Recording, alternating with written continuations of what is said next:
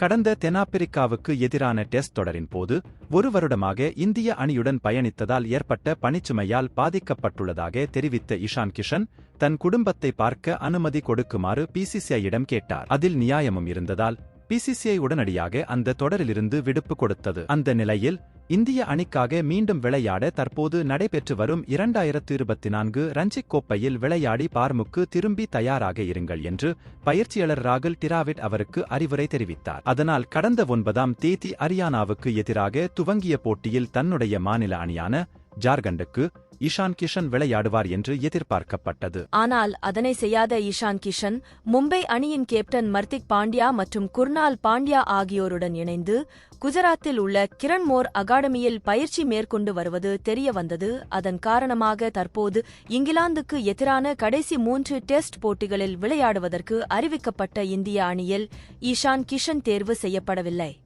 என்பது குறிப்பிடத்தக்கது.